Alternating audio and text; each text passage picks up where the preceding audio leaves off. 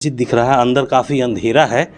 सांप बिच्छुओं का भी खतरा लोग बता रहे थे कि यहाँ पर है, लेकिन सारे खतरे को झेलते हुए हम आपको अंदर का वो दृश्य दिखा रहे हैं। जो जंगल होने के उससे पार करके हम आपको ये दृश्य दिखा रहे हैं। आप देख रहे हैं कि ये कितना जोखिम भरा हो सकता है। आगे हम अपने कैमरा पर्सन से कहेंगे कि वो काफ़ी बचते हैं। आप देखिए, इस जंगल के अंदर से भी जाकर हम अपनी जान को जोखिम में डालकर आपको दिखा रहे हैं। और देखिए, ये किले के खंडर वाले किले का नज़ारा, इसी सीढ़ी से हम ऊपर जा रहे हैं, जिस सीढ़ी से कभी महाराजा फतेह बहादुर शाही दरबार लगाने के लिए महाराजा फतेह बहादुर शाही जंगलों में रहा करते थे। लेकिन इस राज की जो स्थापना थी वो उनके द्वारा ही की गई थी। आप देख सकते हैं, हम आपको दिखा रहे हैं, ये जो पैलेस है उसके अंदर से दिखा रहे हैं कि ये तमकुही गोरखपुर, ये इस राज का प्रतीक चिन्ह है। नमस्कार, मैं सुरेश कुमार राय और आप देख रहे हैं भोरे न्यूज़ अपडेट।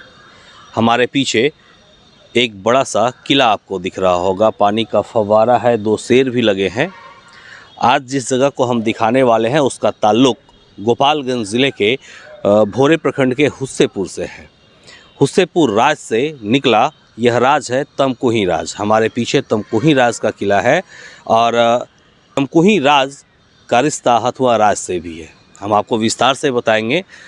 हमने सोचा कि ये पूरी रिपोर्टिंग तमकुही राज के किले के आगे से हो तो ज़्यादा बेहतर आपको समझ में आएगी। शुरुआत करते हैं हुस्सेपुर राज से। दरअसल हुस्सेपुर के राजा रहे फतेह बहादुर शाही को आज़ादी का पहला महानायक कहा जाता है। आज़ादी के पहले महानायक इसलिए कहा जाता है कि 1765 ईस्वी में ईस्ट इंडिया कंपनी जब भारत आ चुकी थी, अंग्रेज़ों का पदार्पण हो चुका था और उसने कर लगाना शुरू कर दिया था। महाराजा फतेह बहादुर शाही ने हुस्सेपुर राज में कभी अंग्रेज़ों को कर नहीं लेने दिया। बनारस के राजा चेत सिंह के साथ मिलकर उन्होंने इसका विरोध किया।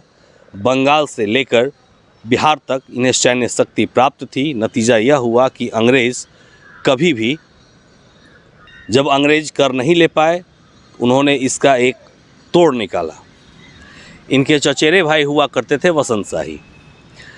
वसंत शाही को उन्होंने अपनी ओर मिलाया, हुस्सेपुर राज का राजा बनाने का लालच दिया। नतीजा यह हुआ कि वसंत शाही अंग्रेज़ों के साथ मिलकर फतेह बहादुर शाही के खिलाफ ही षड्यंत्र रचने लगे।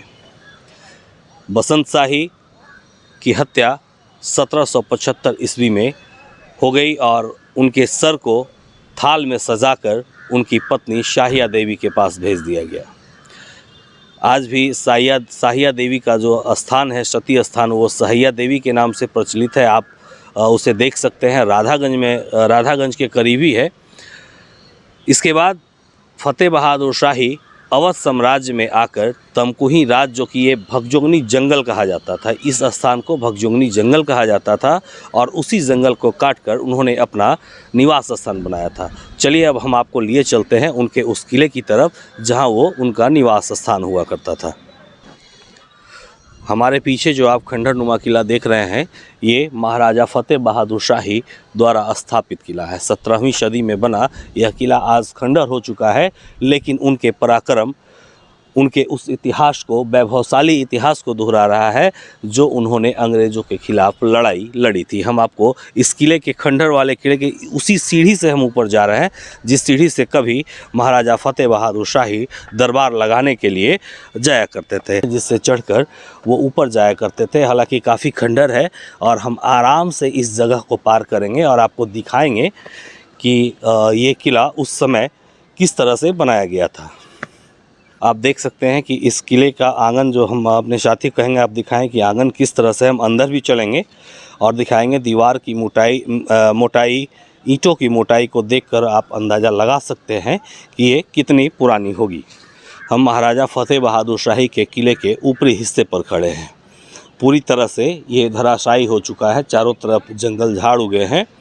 इस इतिहास को संजोया नहीं गया, जिसके कारण ये अब क्षतिग्रस्त हो गया है। हालांकि बाद में महाराजा फतेह बहादुर शाही के वंशजों का जब राज यहाँ हुआ करता था, तो हमारी दाहिनी तरफ जो आप देख रहे हैं ये पैलेस, इसी पैलेस से वो राज किया करते थे और इसी में रहते थे।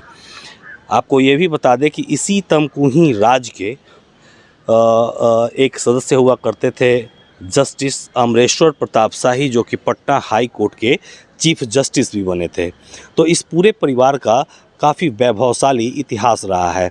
हम किले की तरफ आपको एक बार फिर दिखा रहे हैं कि देखिए ये किस तरह से धराशायी हुआ है और छत जो है नीचे दब चुकी है।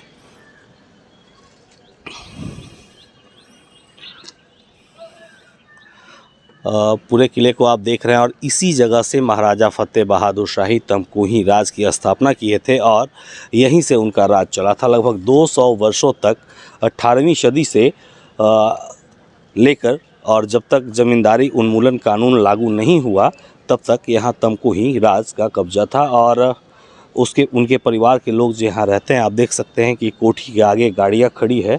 जिस आंगन के हिस्से को हमने आपको दिखाया था ये वही आंगन है जिसमें हम खड़े हैं। हम आपको नज़दीक लिए चलते हैं और दिखाते हैं कि इन दीवारों की मोटाई कितनी रही होगी। आप देख सकते हैं और अंदाज़ा लगा सकते हैं कि इसकी मोटाई कितनी रही होगी। ये ईंट की मोटाई है और ये कम से कम 200 साल से भी ज़्यादा समय का होगा। और एक कमरा है जिसमें हम आए हैं।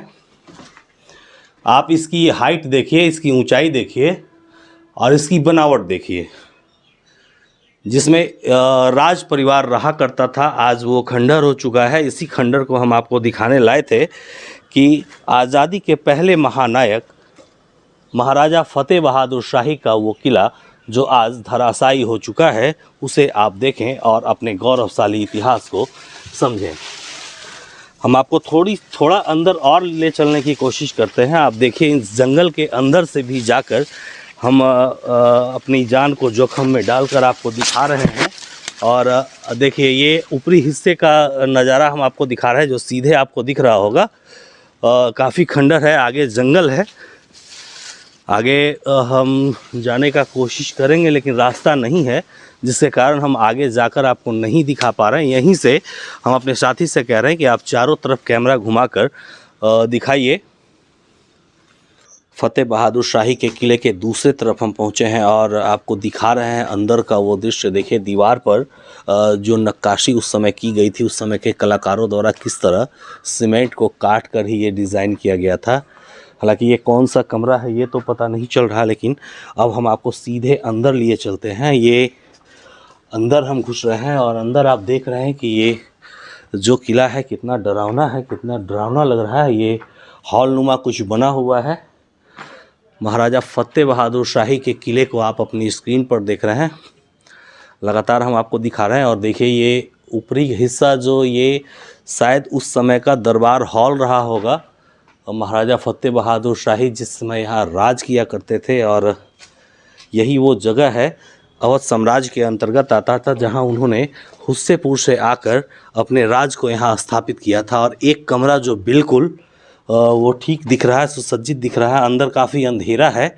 सांप बिच्छुओं का भी खतरा लोग बता रहे थे कि यहाँ पर है, लेकिन सारे खतरे को झेलते हुए हम आपको अंदर का वो दृश्य दिखा रहे हैं। अंधेरा होने के कारण आपकी स्क्रीन पे वो दृश्य ढंग से नहीं आ रहा होगा। आप देख सकते हैं कि ऊपर का इस कमरे का छत जो है वो काफ़ी ठीक है। इसके बगल में भी एक छोटा सा कमरा बना हुआ है। हम देखते हैं कि इसके अंदर क्या है।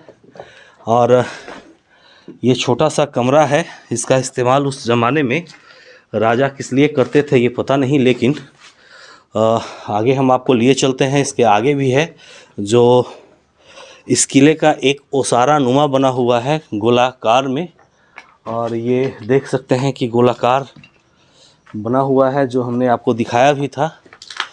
आप देखिए महाराजा फतेह बहादुर के वंशज जब वो 18वीं सदी में यहाँ से कहीं चले गए, सन्यासी हो गए, उसके बाद इनके वंशजों का राज यहाँ हुआ।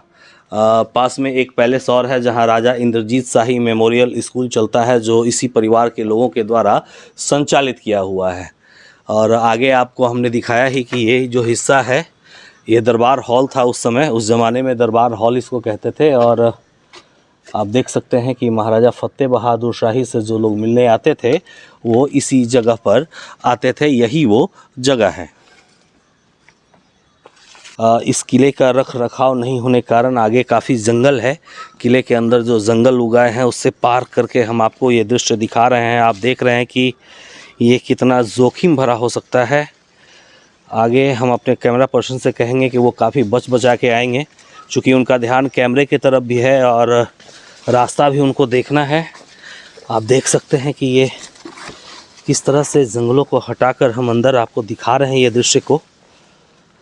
महाराजा फ़तेह बहादुर शाही का वो गौरवशाली इतिहास जिसे आपने किताबों में पढ़ा होगा, हम आपको ये आपकी स्क्रीन पर दिखा रहे हैं।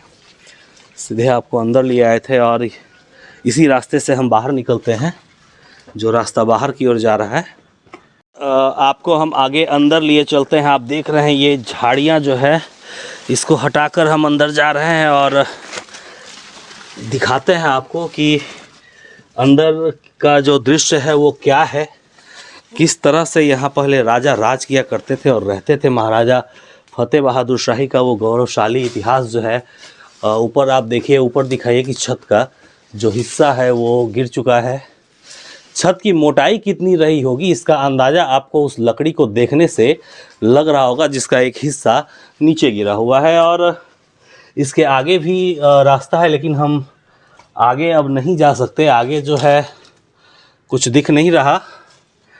हालांकि काफ़ी प्रयास के बाद हम आपको अंदर का वो दृश्य दिखा रहे हैं। देख रहे हैं ये कालिख जो है, ये शायद उस समय रसोई घर हुआ करता होगा या कुछ ऐसी चीज़ें होंगी जिसके बारे में हम नहीं बता सकते आपको। हालांकि आप देखिए जो गाटर लगा है इसमें वो कितना मोटा है, लगातार हम आपको दिखा रहे हैं। आप देख सकते हैं कि ये भवन जो है 17वीं सदी में इसका निर्माण जो है अवध साम्राज्य में।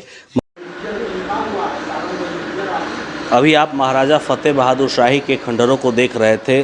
1765 से लेकर 1790 तक गुरिल्ला युद्ध में माहिर, यानी गुरिल्ला युद्ध, उसे छापामार योद्धा कहते थे। महाराजा फ़तेह बहादुर शाही जंगलों में रहा करते थे, लेकिन इस राज की जो स्थापना थी वो उनके द्वारा ही की गई थी। आप देख सकते हैं, हम आपको दिखा रहे हैं, ये जो पैलेस है उसके अंदर से दिखा रहे हैं कि ये तमकुही गोरखपुर, ये इस राज का प्रतीक चिन्ह है और सबसे महत्वपूर्ण किसी भी राज का प्रतीक चिन्ह होता है। महाराजा फ़तेह बहादुर शाही के बारे में एक और बात हम आपको बता दें कि महाराजा फ़तेह बहादुर शाही सन 1775 ईस्वी में बिहार के गोपालगंज ज़िले के लाइन बाज़ार में, जहां अंग्रेज़ों का कैंप हुआ करता था, वहां उस समय हुसेपुर राज के बसंत शाही, जो कि अंग्रेज़ों के साथ मिल चुके थे, उनके द्वारा छापेमारी योद्धा के रूप में जब युद्ध किया गया तो बसंत शाही की हत्या हो गई। बसंत शाही की पत्नी शाहिया देवी के पास उनके सर को थाल में सजाकर भेजा गया था और शाहिया देवी अपने सखियों के साथ सती हो गई थी। लेकिन सती होने से पहले उन्होंने एक प्रतिज्ञा ली थी कि हथुआ राज का कोई भी सदस्य तमकुही राज का अन्न और जल ग्रहण नहीं करेगा। समय बीतने के साथ जमींदारी प्रथा तो समाप्त हो गई, लेकिन आज भी उनका ये वचन निभाया जाता है। हथुआ राज का कोई भी सदस्य इस तमकुही राज परिवार का अन्न जल ग्रहण नहीं करता। यहाँ के परिवार के लोग भी जब वहाँ जाते हैं तो कहा जाता है कि पानी और नाश्ता ये यहीं से लेकर जाते हैं। हालांकि दोनों परिवारों के बीच आज भी मधुर संबंध है, आना जाना है, लेकिन जो प्रतिज्ञा है वो राज परिवार आज भी निभा रहा है। आपको यह भी जानकर हैरानी होगी कि आज़ादी के पहले महानायक महाराजा फ़तेह बहादुर शाही पर उस समय अंग्रेज़ों ने तब 20,000 रुपये का इनाम रखा था, जो आज के 20 करोड़ के बराबर होना चाहिए या उससे भी ज़्यादा हो सकती है। ये पहला मौका था जब अंग्रेज़ों को भारत में किसी ने इतनी बड़ी चुनौती दी थी।